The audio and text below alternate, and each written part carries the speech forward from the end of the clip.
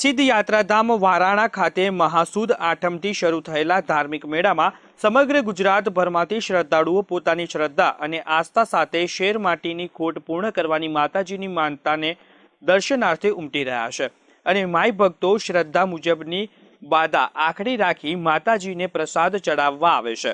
યાત્રાળુઓ મોટી સંખ્યામાં ઉમટી માતાજીના દર્શન કરી ધન્યતા અનુભવી હતી।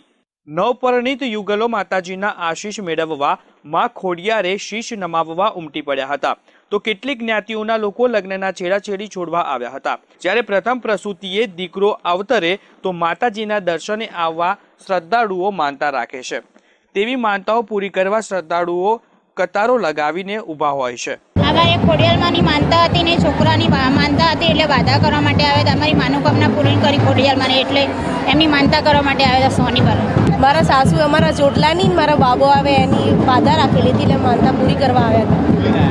તો હોની લઈને આવ્યા, અઢી મણની ઘાણી લઈને આવ્યા હતા।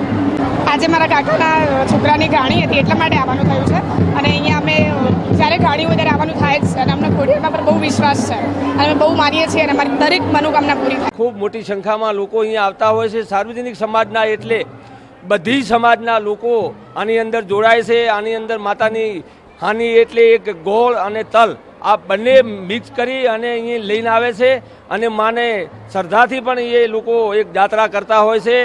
આ મેળો ખૂબ લાંબો, ગુજરાતમાં આવડો કોઈ મેળો નથી મોટો। આ મેળામાં રાજપૂત, આહિર તેમજ ખાસ કરીને ચરણ લોક જીવન ધબકી ઉઠે છે।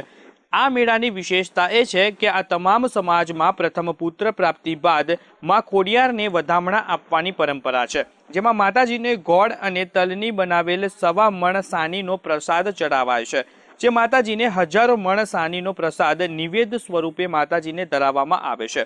ત્યારે સોમવારના રોજ આ મેળો પૂર્ણ થશે। 15 દિવસ ચાલતો આ મેળો ગુજરાતનો સૌથી લાંબો મેળો ગણાય છે।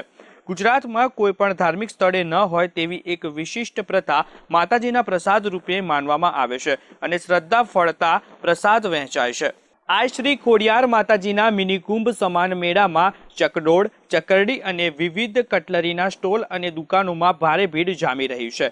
ગ્રામ પંચાયત તરફથી મેળાનું આગવું આયોજન કરવામાં આવેલ છે।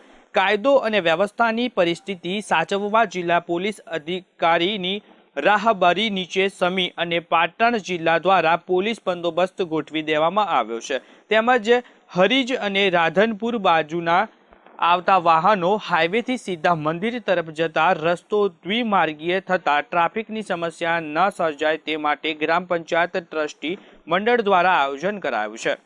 પ્રવીણ દરજી સાથે લાઈવ ગુજરાત ન્યૂઝ પાટણ।